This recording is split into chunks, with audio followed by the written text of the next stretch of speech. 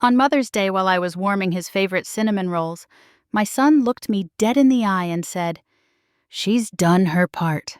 My turn now," as if I were a used-up tool ready to be set aside. He didn't know the deed was still in my name. He didn't ask. So I sold the $212,000 farm he thought was his, and I didn't say a word. This is not a story about revenge. It's about quiet power, earned dignity, and what happens when a mother finally stops waiting to be seen. Stay with me. You need to hear this. I used to believe that a quiet life was the kind you earned, not the kind that just happened because things slowed down or because people forgot you, but one that came after the storms, after you'd poured so much of yourself into the world that finally it settled around you like a well-worn quilt. Soft, familiar, whole. My name is Marilyn Green. I've lived in the same 2-story white farmhouse tucked into a dip of land in rural Iowa for over 40 years. The kind of house that holds heat in the summer and lets in wind in the winter, but feels like a heartbeat when you walk through the front door. Ray and I bought it the year we married. It was falling apart. Roof half-sagged, windows, cracked porch railings missing. But the bones were good. And we didn't have money for anything better anyway. Ray was the dreamer. I was the planner. He always said he could see what a place could be, and I trusted him. He worked road construction back then. Came home with dust in his eyebrows and sunburn on his arms. I taught 2nd grade in town, 24 little faces in one classroom, all energy and sneezes and spelling tests. I liked it more than I thought I would. There was something satisfying about helping kids make sense of their own curiosity. But the real work started after school. We fixed up that house one paycheck at a time. We ate a lot of canned beans and stretched casseroles to last 3 days just so we could afford lumber or chicken wire. We bought salvaged fencing from a neighbor and borrowed tools from the feed store owner who let us work it off stacking hay. I learned to swing a hammer and hang drywall. Ray learned how to bake cornbread when I was too tired to cook. We made it work. He'd kiss my cheek every night and say, "If the land holds love, the rest will grow." It became a kind of promise, and somehow he was right. We didn't have children right away. There were some hard years, a miscarriage, then 2 years of nothing. I stopped talking about it out loud, but Ray would sometimes catch me staring at the small room upstairs, the one we'd painted soft green, and squeeze my hand without saying anything. And then finally, when I was 34, Logan came along. He was born in late March, just as the snow was melting. The peach trees we planted the year before had started to bud. Ray swore it meant something. I remember holding Logan on the porch, wrapped in a quilt I'd sewn from old flannel shirts, while Ray installed the swing he built for me as a surprise. Logan was so small then, always squinting into the sunlight, fists curled tight like he was holding secrets. He was a joyful baby, loud and curious. He crawled early, walked late, and talked non-stop once he found his voice. He used to call me Mama Lynn because Marilyn was too big a word, and somehow the name stuck long enough that Ray started calling me that too, at least when he was teasing. Logan loved to help. Well, his version of help. He'd follow me around in overalls 3 sizes too big, carrying seed packets upside down or dropping eggs as he tried to collect them. But he was earnest. That boy had a heart as open as the sky. He made me laugh when I was tired and brought me dandelions like they were roses. And he left me notes. Tiny scraps folded into triangles that he'd tuck under the sugar tin or my pillow. "You make the best pancakes. Don't be sad about the chicken. She's in bird heaven now. You're my best mama." I still have every one of them. Rubber banded in a shoebox tucked behind the towels in the hall closet. Some of the paper is brittle now. The pencil faded. But I can still see his handwriting, the crooked S's and 2 big loops. He used to be so small, so completely mine. The years slipped by the way they do when you're busy just trying to make things work. I left my job at the school when Logan was in 6th grade, and Ray started getting migraines that didn't go away. The hospital was over an hour away, and I didn't want him making that drive alone. I thought it would be temporary, but it wasn't. Ray was sick for 4 years before the end came. 4 years of doctor visits, of holding my breath with every new scan, of learning how to give him shots, cook the foods he could still stomach, pretend I wasn't terrified. Through it all, Logan was present but distant. College, then a job in the city. He came home when he could, called when he remembered. He said he hated seeing his dad that way. I understood, but it still hurt. After Ray died, I stayed. The house was never perfect, but it was still standing, and so was I. I kept the pipes from freezing. I pruned the trees. I fixed the chicken coop when a storm tore it in half. Some nights I sat on that old swing and listened to the wind through the peach blossoms and tried to remember what it was like when the world felt full. Logan came back less and less. Then he met Tessa. They got married fast. A city wedding with little white chairs and a signature cocktail I couldn't pronounce.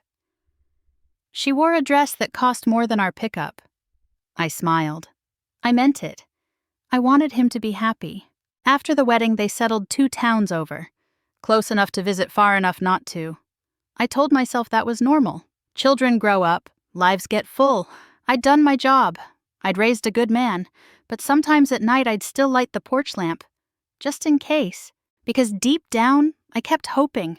Not for a miracle, not for grand gestures, but for that boy in the 2 big overalls to come running up the porch steps again. Just to say, "Hi, Mama Lynn, what's for dinner?" He never did, but I kept a plate warm anyway. I woke up before the sun that morning like I always did. The house was quiet. Too quiet, really. But I liked it that way on Mother's Day. It gave me time to think, to move slowly, to pretend just for a moment that it still mattered. I tied on my old apron, the one with a flour stain that wouldn't wash out, and started the cinnamon rolls. Logan used to beg for those rolls when he was little. He'd sit on the counter with powdered sugar on his nose, licking icing off the spoon.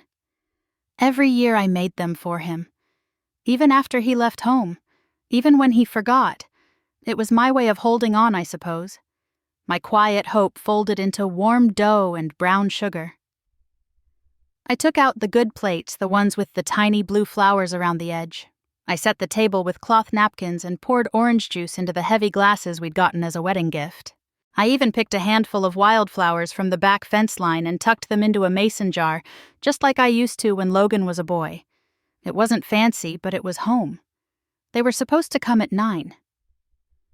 I watched the clock crawl past 9:30, then 10. The rolls cooled.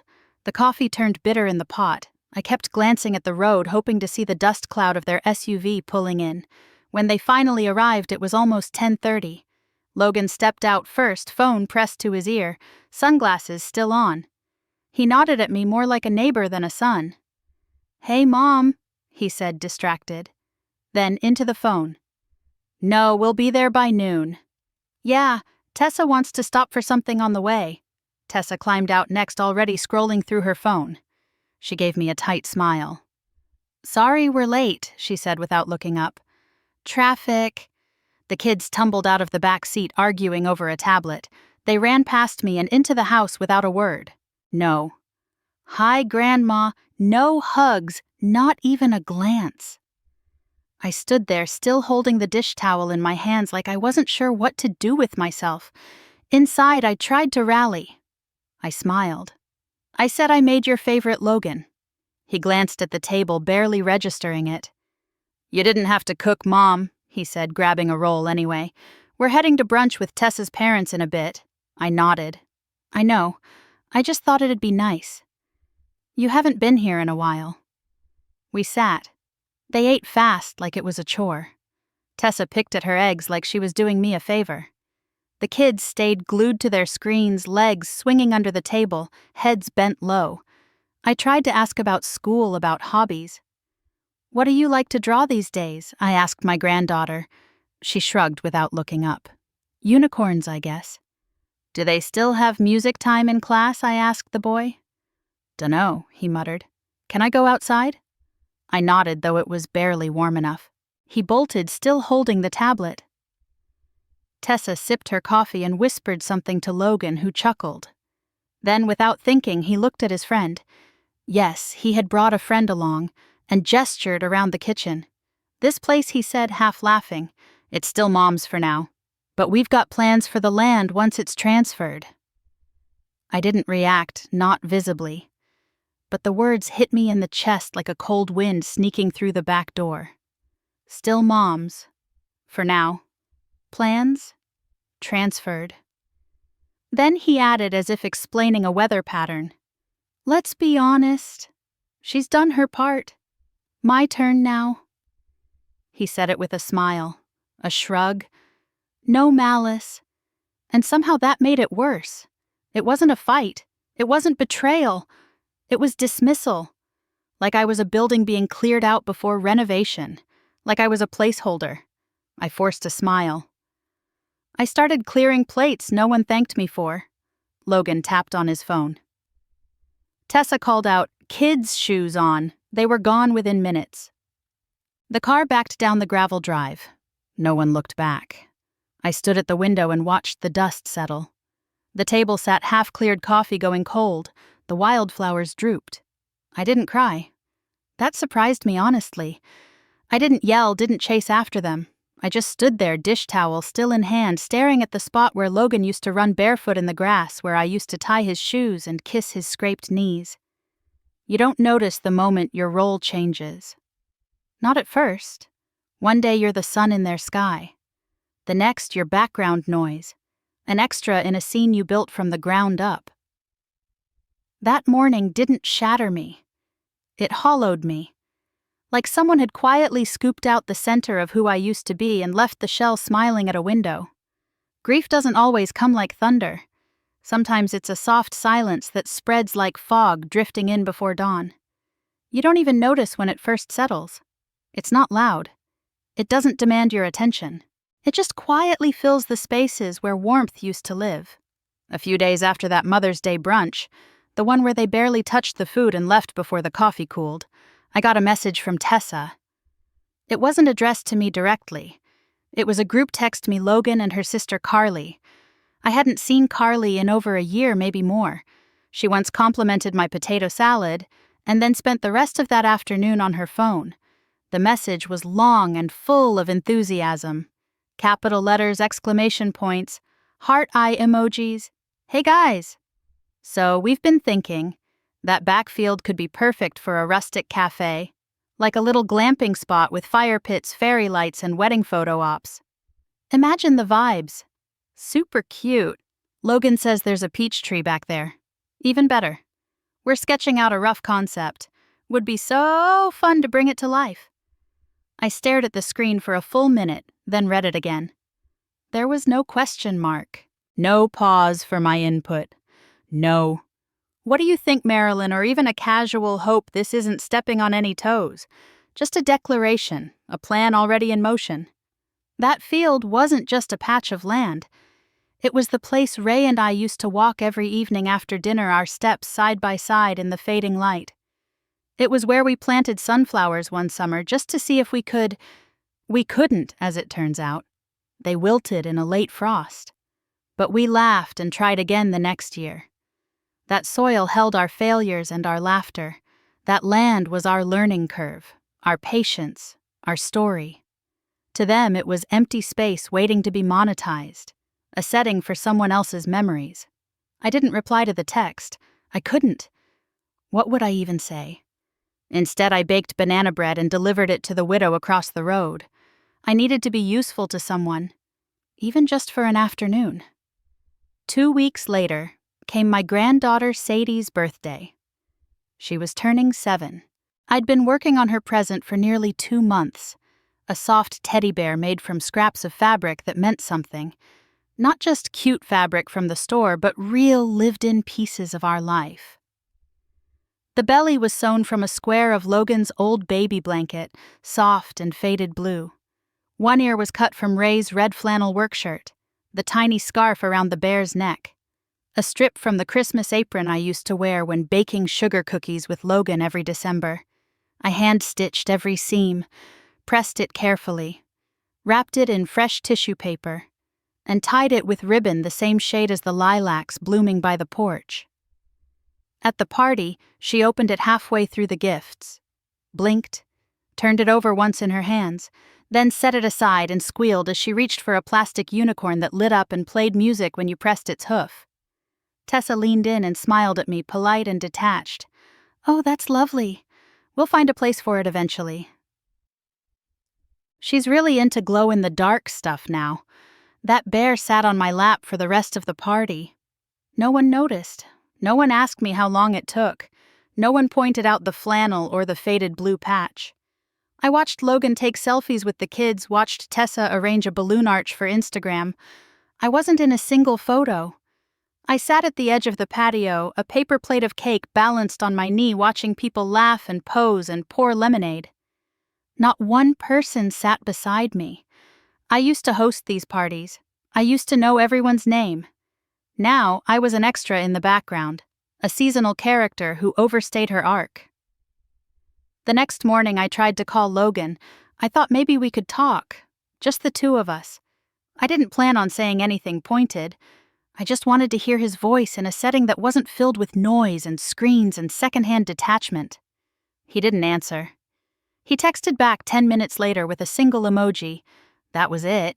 I stared at the thumbs up on my screen until my eyes burned. I started noticing how often that was his reply now. No words, just a symbol.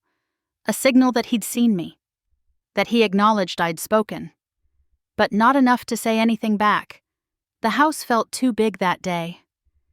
I wandered through the kitchen, the hallway, the living room, touching the backs of chairs and the edge of countertops. I didn't know what I was looking for. Maybe just confirmation that I still existed here. I dusted the windowsills, rearranged the knickknacks on the mantel, moved Ray's chair half a foot to the left, then moved it back because it felt wrong. In the hallway, I passed the framed photo of Logan at age 6, grinning with chocolate on his cheek. Next to it was one of Ray and me, taken by a neighbor during a county fair.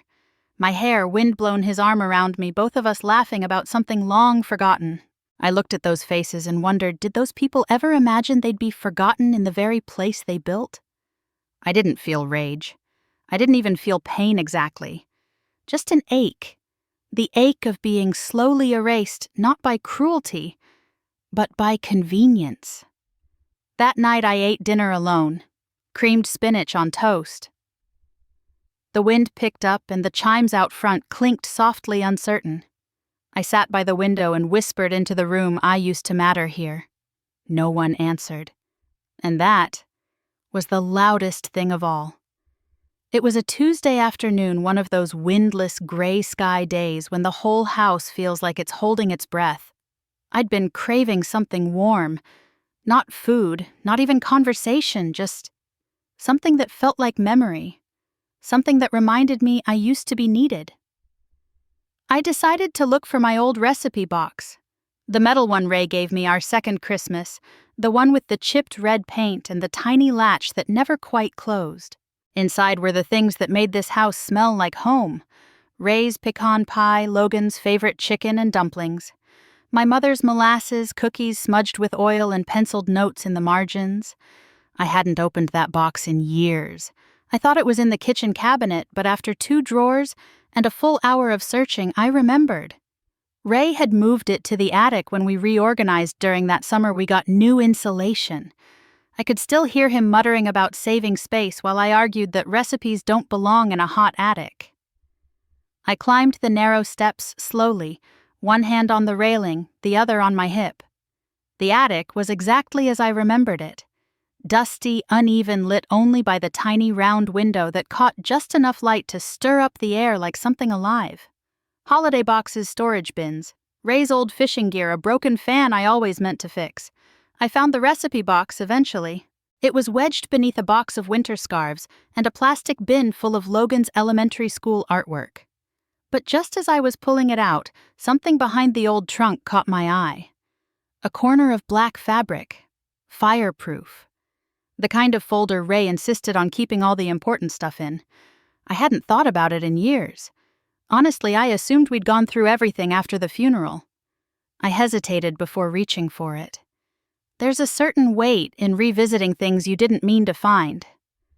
The folder was heavy in my hands. I brushed off the layer of attic dust and sat down on the floorboards, my legs stiff, but my curiosity sharper than it had been in weeks. Inside insurance papers, old tax returns, a life insurance policy I'd already collected. But then, tucked near the back between two notarized forms, was the deed, the land, the house, all of it. Still in my name, not shared, not inherited, not signed over to anyone. Mine. I sat there staring at that sheet of thick stamped paper as if it were a letter from a version of myself I'd forgotten existed. I felt a strange tightness in my chest. Not fear, not relief, just a shift. A click, like something long stuck had come unjammed. All this time, Logan had talked like it was already his. We've got plans for the land. Once it's transferred, she's done her part. But he'd never asked. He assumed. The way people assume things about women who stay quiet too long, the way they assume your silence means agreement, that your stillness means surrender. But this paper said otherwise. I ran my fingers over the edge of the document, then folded it back into the folder gently. And as I sat there, the sun finally pushed through the attic window, catching dust in the air like a slow dance. I closed my eyes and I swear, I heard Ray's voice just like I used to when he was trying to make a point without hurting my pride. "If you ever feel like you're being faded out, Marilyn," he once said, "just remember, you helped build all of this.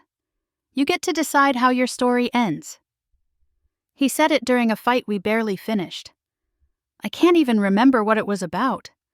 Probably the budget or the roof or the fact that Logan forgot to call on their anniversary. But I remembered the way Ray looked at me then, not as someone tired and taken for granted, but as someone who still mattered. That memory came back now with startling clarity.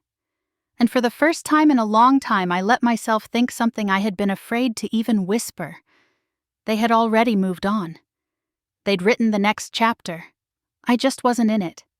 I was the only one still pretending we were living the same story. That night I didn't rage.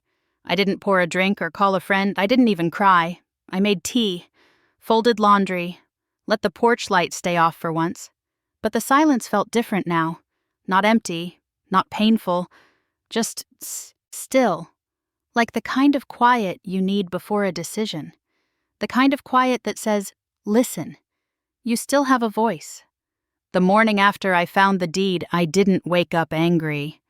I didn't slam cupboards or rip through closets. That's never been my style.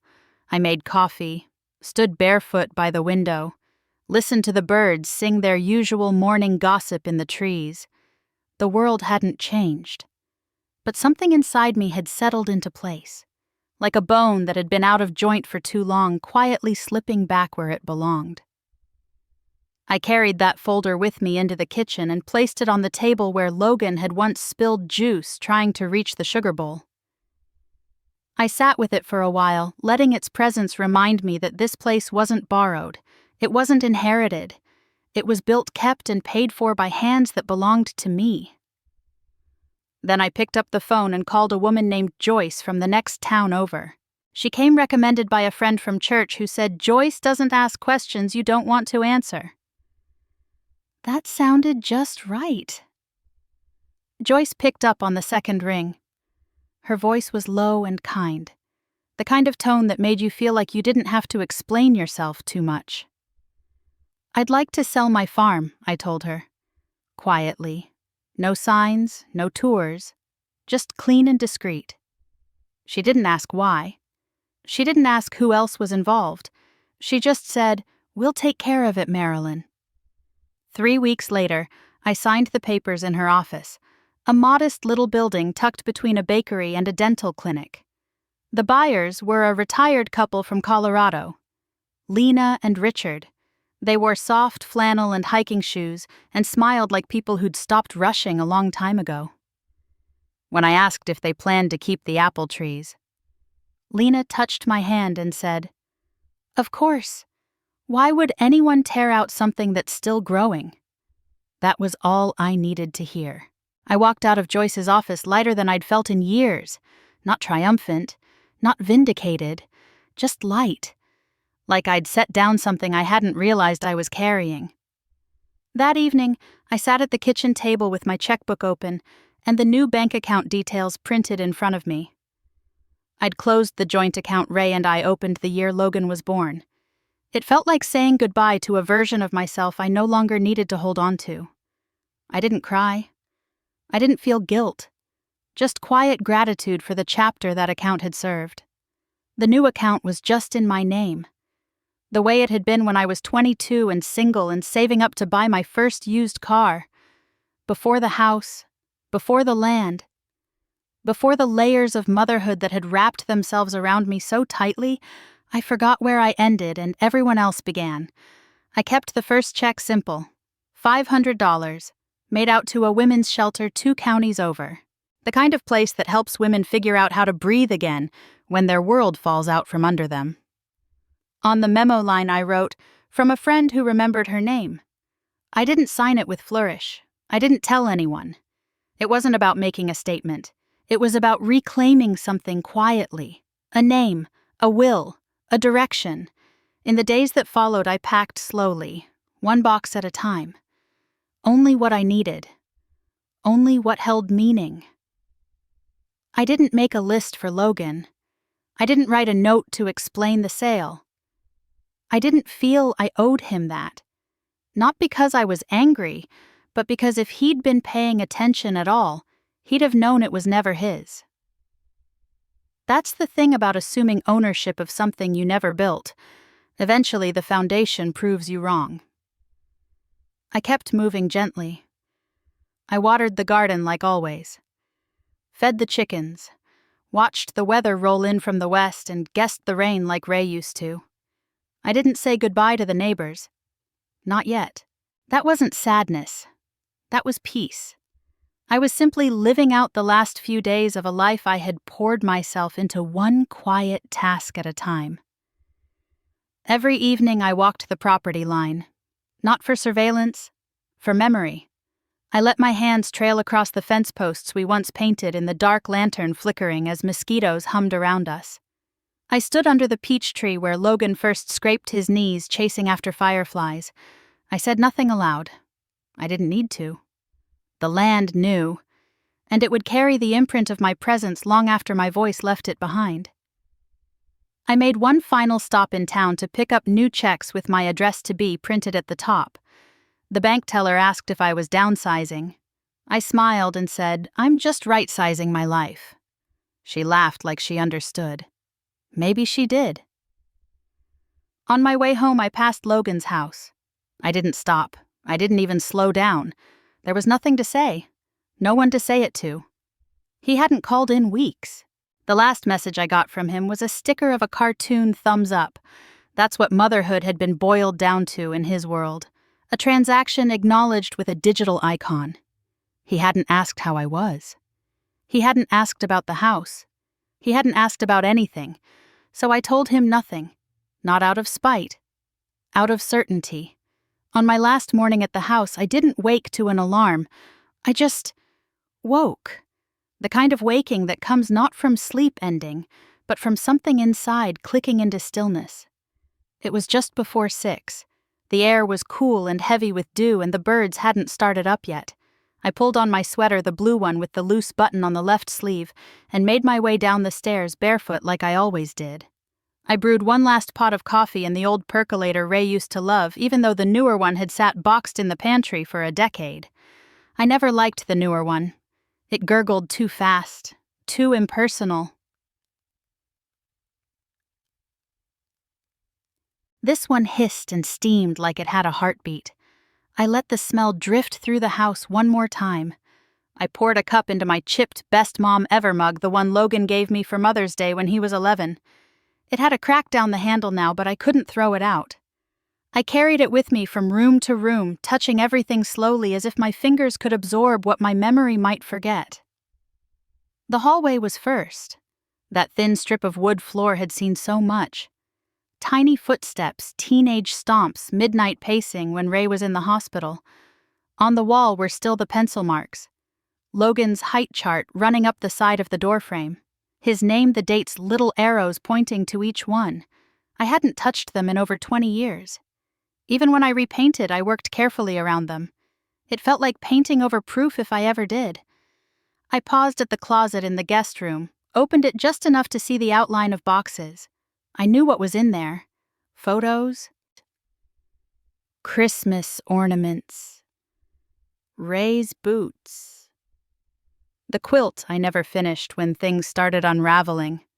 I left them. In the living room, I adjusted the pillow on Ray's recliner one last time.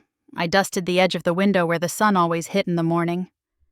I looked out across the field, my field, for what I thought might be the final time. Then the kitchen, always the hardest. I opened every drawer, slowly remembering how each one earned its contents. The silverware we got at the county fair when we couldn't afford better. The cookie cutters shaped like stars and hearts and a bent snowman. The worn recipe cards with faded pencil marks in Ray's handwriting. Use brown sugar if out of white, and let Logan stir this part. I pulled out the sugar tin and without meaning to lifted the lid. There was one more note. Folded tight, yellowed with age. You're the best, Mama. Don't be sad if I mess up. I sat down at the table and cried for the first time in months. Not loud, not desperate, just soft tears like dew sliding off a leaf. I didn't wipe them away. When I finally stood up, I went to my room and opened the cedar chest at the foot of the bed. I had already decided I would take 3 things. First, the shoebox full of Logan's childhood notes and drawings. Second, the red and white Christmas apron I'd worn every December morning since 1987. It still smelled faintly of cinnamon and peppermint. And third, the metal recipe box Ray gave me during our second winter together. It held more than ingredients. It held who we had been. Everything else I left it. The furniture, the dishes, the photographs still on the wall, the wind chimes on the porch I took. Those were Ray's. He bought them at a farmer's market when he was starting to feel sick, said he liked the sound, because it reminded him the world still moved even when he couldn't. Then came the letter. I didn't write it with bitterness. I didn't rehearse it. I just sat down at the kitchen table. Our table. And let the words come, Logan. You assumed, and I let you. Not because I agreed, but because I was too tired to fight for space in a home I already built. You spoke of this land like it was yours, like my presence here was a formality. But this home wasn't a placeholder. It was a life built with hands that still belong to me. So I've chosen to leave before I become something forgotten inside the walls. This wasn't promised to you. It was held, tended, sacrificed for. And I am not disappearing. I'm simply stepping into the life I put on hold too long. Mom, I folded it once. No envelope, just the letter honest and bare. I slid it under the ceramic vase on the table. White with tiny blue cornflowers, the one Ray gave me for our 12th anniversary. It had a hairline crack no one ever noticed but me. A quiet flaw hidden until the right light hit. I didn't lock the door when I left. There was nothing to protect anymore. The drive to my new place was quiet. I passed wheat fields and gas stations and a roadside diner where Ray once bought me the worst milkshake of my life. I smiled at that. My new cottage was waiting at the end of a gravel road. Small, unassuming, painted a soft yellow that had faded under the trees. The porch swing creaked when I stepped onto it, but it held. I brought in my 3 boxes, set the wind chimes under the eaves, planted lavender in 2 chipped pots, and lined them on the porch rail. Then I stood, cup of tea in hand, and listened, not for footsteps or doors or voices, but for the breeze. And when it came just barely, the wind chimes answered. Not loud, not urgent, just a soft, clear note. And for the first time in a long, long time, the silence didn't feel like being left behind.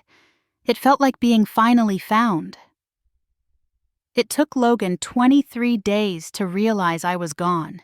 The first time he called, I was repotting a lavender bush by the front steps. The phone buzzed against the windowsill inside, muffled by the hum of bees and the rustle of wind. I let it ring. He didn't leave a message. The second time it was early evening. I saw the name light up on the screen while I was folding a quilt across the end of the bed. The same quilt I used to lay across his feet when he fell asleep on the couch after Sunday dinner. This time he left a voicemail. His voice was familiar but thin, like someone trying to sound casual while reaching through fog. "Hey, Mom. Just checking in. Haven't heard from you in a bit. Everything good? I didn't call back. I made a cup of tea instead." 2 days later came the text. "Heard something about the farm." "Call me still." I didn't reply. Not out of punishment, but because I had already said what needed saying. And some silences aren't empty. They're full of decisions. It must have been someone in town who told him. Maybe Joyce, maybe a neighbor. Whoever it was, the truth made its way to him eventually. Because one quiet Thursday afternoon, a familiar sound crept into my new life. Gravel under tires.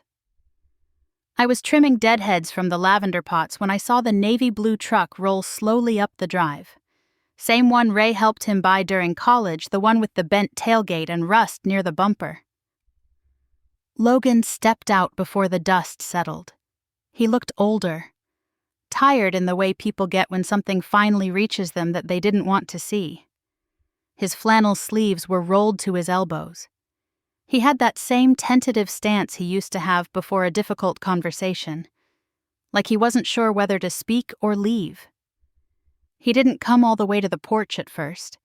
He stopped a few feet from the steps, hands shoved deep in his pockets. "You really sold it?" he asked. I nodded. I did. His gaze dropped to the porch floor. "I thought it was mine." I didn't answer right away. I let the quiet stretch, let him feel the weight of what he hadn't asked. Finally, I said, "You never asked." He looked up then, really looked. Not through me, not past me, but at me, at the woman who once packed his lunches, patched his jeans, waited on the porch every time he said he'd be home and wasn't. I didn't mean to. He started, then stopped, swallowed. I didn't mean to make you feel forgotten. I didn't soften. I didn't rush in to soothe. I just nodded once slowly. "But you did." He stepped up onto the bottom stair, still not assuming entry. I respected that. He was learning in small movements what boundaries looked like. And the thing is, I added gently, "I let you." We sat in the quiet, both of us, in the shade of a tree that had never belonged to our shared past. He looked smaller than I remembered, shrunk by the truth rather than time. "I found your letter," he said, voice low. Didn't even notice it at first. Wasn't expecting anything. "That's usually how people miss what matters," I said. He gave a short, humorless laugh. "I read it 4 times. Then I sat in the kitchen for an hour. Just sat there." I believed him. There's a particular ache that comes when you finally hear what someone's been trying to tell you for years, but only after they've stopped trying. "You wrote that the house wasn't promised to me," he said. I guess I thought it just would be. Why, I asked, not unkindly. He blinked. "I don't know. Because I'm your son. Because it's what people do. People ask Logan. They don't assume." He looked down at his hands. He hadn't come to argue, and I hadn't come to comfort. We were simply there at last, in the raw air of what was real. After a long pause, I stood and walked into the cottage. When I returned, I held a sealed envelope. "This explains where the rest of my assets went," I said, handing it to him. "You're not cut out. But you're not the center either." He took it almost reverently. Didn't open it. Just held it like it might hum with something fragile. Then I added, "Would you like some tea?" He blinked again, clearly surprised. "You'd still offer me tea." I shrugged gently. "I'm not bitter. I'm just careful now." He smiled almost shyly. Then, "Yeah, that would be nice." I poured him a cup and we sat side by side on the porch. Two people who used to live in orbit, but had become distant stars. We didn't talk about memories. We didn't talk about futures. We just drank tea in the silence that comes when something has shifted too deep to name. When he finally stood to leave, he turned back once at the gate. He didn't wave. He didn't say anything.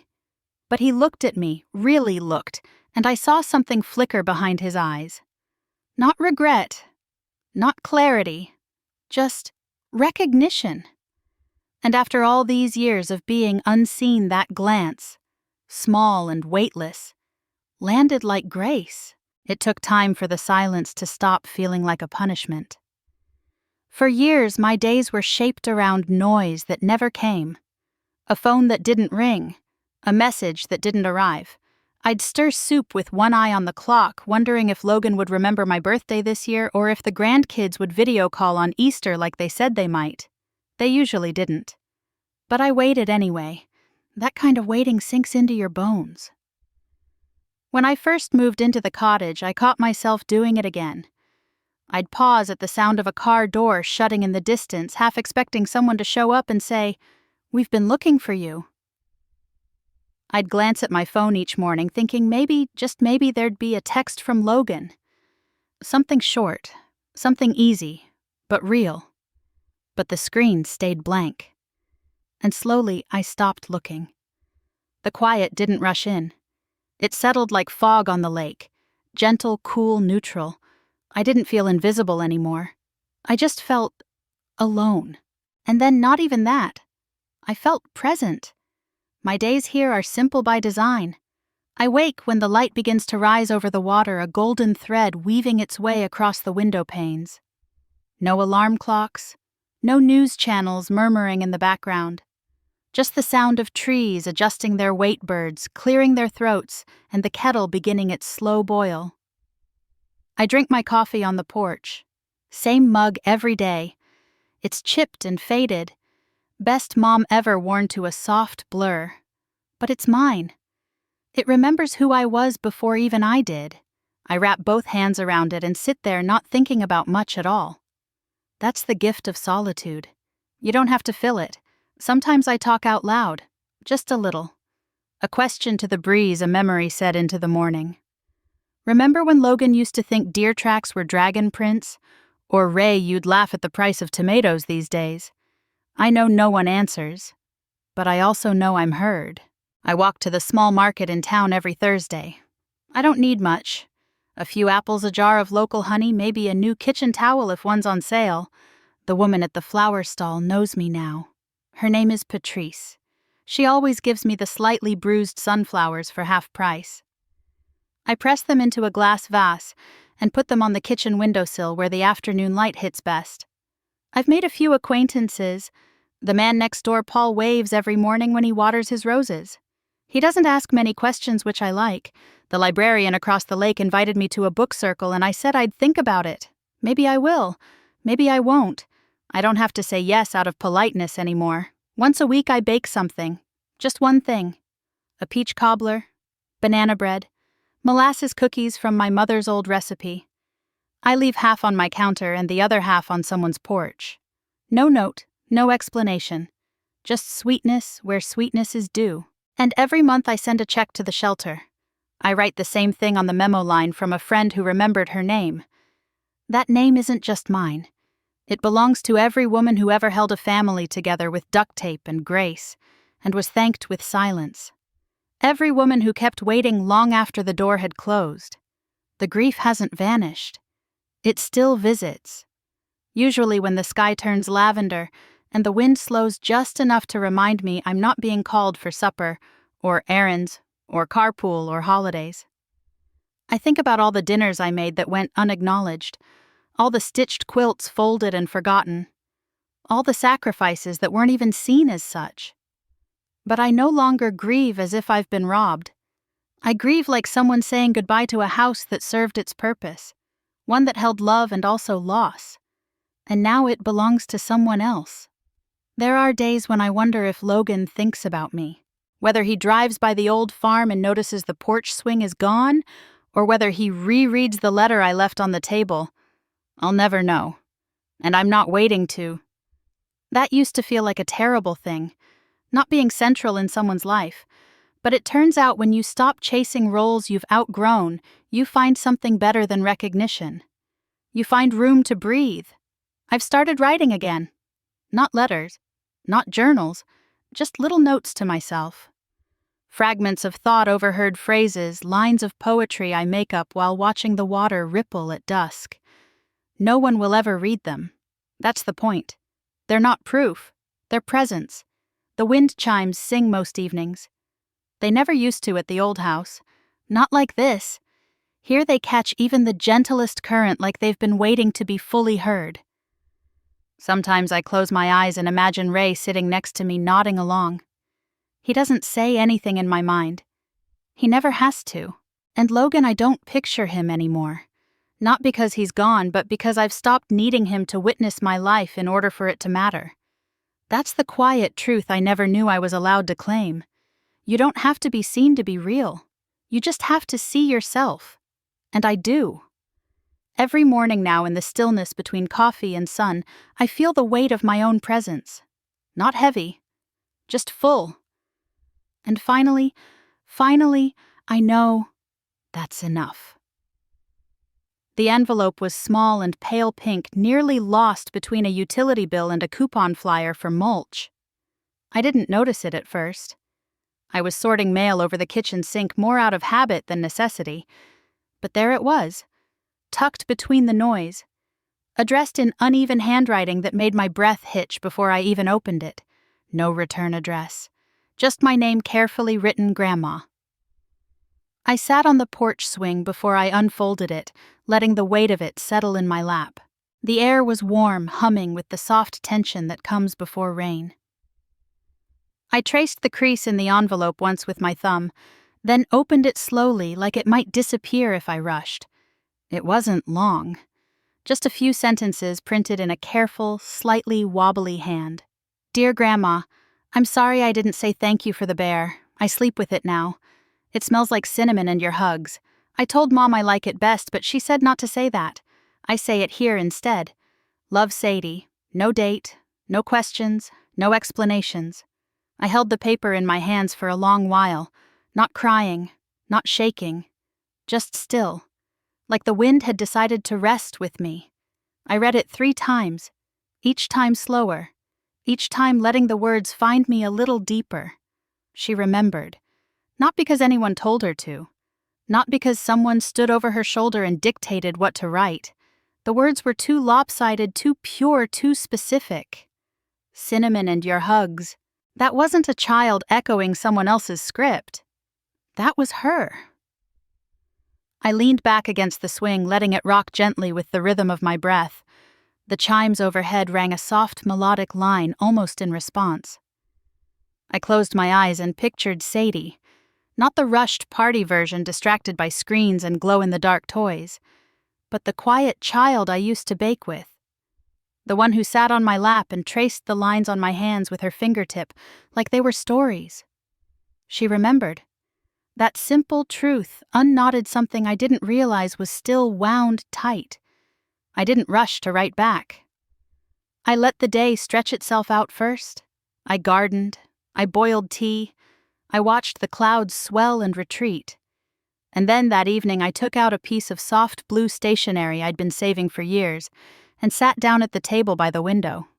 No grand declarations, no adult words, just enough. Dear Sadie, I'm glad you love the bear. He loves you back. Sometimes things take time to feel like home. I understand that. I miss you too. I'm still here. Love, Grandma. I added a little heart at the end, not drawn, stitched. A tiny heart I'd made weeks ago from the leftover scrap of her quilt bear. The same flannel from Ray's old shirt. The same fabric that held the weight of 100 mornings in that kitchen she may never remember. I tucked it gently into the envelope and sealed it with my thumb. No perfume. No message to Logan. Just a letter between a grandmother and a girl who saw beyond the noise. At the post office the next day, I handed it to the clerk with a nod. She asked if I wanted tracking. I said no. If it's meant to arrive, it will. I walked out into the afternoon sun and didn't look back. That evening I stood by the lake again, watching the wind stir the water into silver.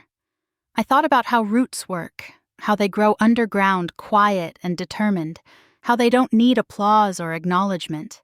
They just need space and time and a little softness from the soil around them. I didn't know if Sadie would write back. I didn't need her to. She had already given me something more powerful than reply. She reminded me that even the smallest gestures can echo. Even a whisper spoken in truth can reach someone's heart if they're listening. Maybe Logan wouldn't understand. Maybe Tessa would never see me beyond the label she put on me years ago. But the girl who signed her name in purple ink and drew a bear with crooked paws, she saw me. Not perfectly, not completely, but clearly enough to send something real. Some bridges don't need to be rebuilt with hammer and nail. Sometimes all they need is a lantern left burning on the far side, a signal, a warmth. I'll keep the letter, folded neatly in the shoebox with Logan's notes and my mother's apron. And when the wind chimes stir at night, I'll imagine her in bed, bear tucked under her arm, breathing in the scent of cinnamon and old memories. Not because I need her to miss me, but because I finally believe I'm worth remembering. The first sign of fall came with the scent of dry pine needles and smoke from someone's early firewood pile. It was subtle, not a change that announced itself, but one that slipped into the air quietly, like it had always been there. The mornings grew a little sharper. The sunlight shifted, lower, more golden, like it was folding itself closer to the earth. The lavender by the porch had begun to go brittle at the edges. I trimmed it back gently, tying the long faded stems with twine and hanging them upside down in the window to dry. When the breeze passed through in the late afternoon, the room filled with a soft, familiar scent, earthy, slightly sweet, faintly like memory. That's how life feels now. Not loud, not triumphant, just steady. It's strange how much of myself I used to give away in exchange for being needed. I didn't even realize I was doing it. I thought I was building something, offering love, holding everything together like mortar between bricks. I was the one who remembered birthdays, who showed up early, who cooked extra just in case. But when no one noticed the missing parts of me, I finally did. Now I wake without checking my phone. I don't scroll through old messages or reread Logan's last voicemail. I no longer wonder what they're doing or whether they're thinking of me. If they are, they'll reach out. And if they don't, it doesn't mean I've disappeared. It just means I've stopped waiting for permission to exist. My days have a new rhythm. I walk the lake trail at sunrise wrapped in my old cardigan. I bring a thermos of coffee and sip it slowly while the mist lifts from the water. There's a stillness on that path that feels sacred, like the trees and the sky and the lake have agreed to hold space for me. Sometimes I talk to Ray. Not out loud, not always. But when I pass the smooth-barked tree halfway around the bend, I press my palm against it and think of his voice, his humor, the way he'd squeeze my hand in church just before the benediction like a secret hello. I don't miss him in the way I once did. I carry him now. In the way I turn on the porch light before dark, even though I don't expect company. In the way I hum while chopping carrots. In the way I still fold laundry the way he liked his towels, edges aligned, no corners curling. I plant things that take time, garlic bulbs, peony roots, tulip starts in 3 colors. I may not see them bloom all at once, but that's never stopped me before. I spent 30 years raising a child with no guarantee he'd remember the way I loved him, and yet I loved anyway. That's what mothers do, it says. That's what women like me do. We plant things, even if we might not be there to see them open. Some evenings, I sit by the window with a pen and paper just jotting down a few words. Not poems, not really. Just small truths that arrive when the day winds down. No one clapped when I chose myself. But the trees swayed, and the chimes answered, and that was enough. I used to dream of resolution. Of Logan coming back tearful and full of apology. Of Tessa realizing I was never the enemy. Of Sadie running toward me in the driveway, arms wide, calling my name like it meant something. Now I don't dream those things. Not because I've given up, but because I've grown up. The deepest peace I've found isn't in fixing what broke. It's in knowing that I didn't break myself trying to be forgiven. I still keep the letter Sadie wrote tucked in my recipe book next to Ray's cinnamon roll instructions, and the card that says, "Bake until golden, but not brown." Every now and then I take it out, read her wobbly handwriting again, and press my finger against the little bear she drew in the corner. She remembered. And that is more than some people ever get. I never responded with expectation. I sent her my little stitched heart and a note that simply said, "I'm still here." That's all I ever needed anyone to know. That even when I was quiet, I hadn't left myself behind. The truth is, I was never erased. I just lived for so long on the margins of other people's priorities that I began to think that's where I belonged. But now I see things differently. Now I know I don't have to be loud to be real. I don't have to be needed to have value. And I don't have to be missed to matter. This life small and fragrant and quietly mine is not what I imagined in my 20s. It's better. Because it's honest. Because it belongs only to me. And on nights when the sky fades into that deep violet blue, when the chimes sing low, and the breeze pulls through the pines like a lullaby, I say the simplest sentence I never dared to believe was true. I am still here. And that, at last, is enough. Have you ever felt like your chapter ended before you were ready to stop writing? Have you ever quietly stepped away?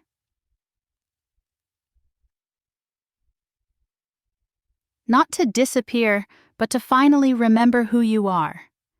If Marilyn's story touched something in you, if you've ever been made to feel like your worth was invisible until you claimed it back, tell me in the comments. I'm listening. And so are the women who walk this journey beside you. Don't forget to subscribe to Revenge Mom Diaries and tap the bell icon so you never miss the next quiet story of strength, dignity, and becoming. Your voice matters here.